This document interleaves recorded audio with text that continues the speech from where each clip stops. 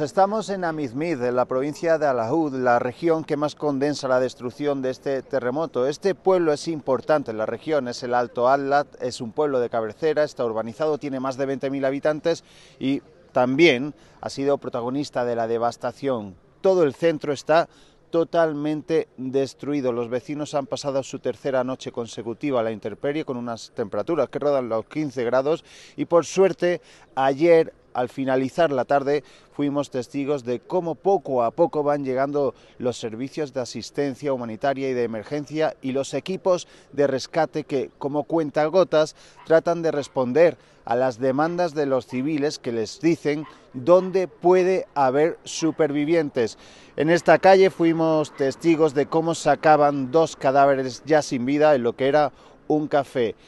Las víctimas continúan acumulándose, las cifras oficiales superan ya las 2.100 muertes y los 2.400 heridos, pero a buen seguro seguirán aumentando.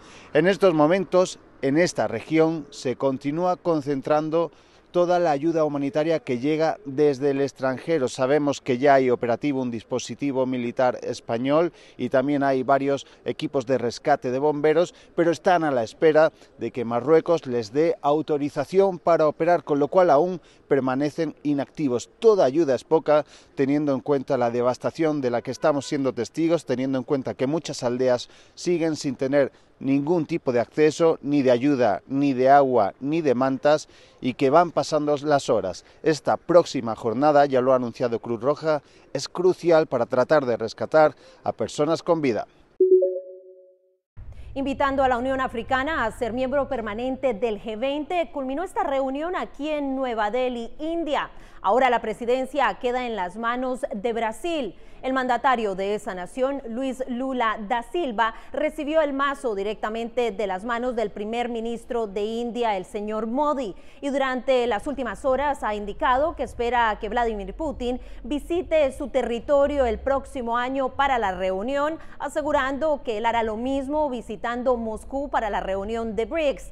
También insistió que él no sería arrestado en Brasil debido a esta orden de captura que fue emitida por la Corte Penal Internacional en relación a los crímenes de guerra que habrían sido cometidos por Putin. Mientras tanto, el presidente de los Estados Unidos, Joe Biden, quien participó en la reunión del G20 en India, se trasladó a Vietnam en las últimas horas y anunció junto al presidente de ese país que han elevado las relaciones diplomáticas. Mientras tanto, durante este lunes se mantiene en Hanoi y tendrá una reunión con el primer ministro de ese país, el líder de la Asamblea, y un almuerzo de Estado con el presidente. Informó Celia Mendoza de La Voz de América desde Nueva Delhi, India, para Telearuba.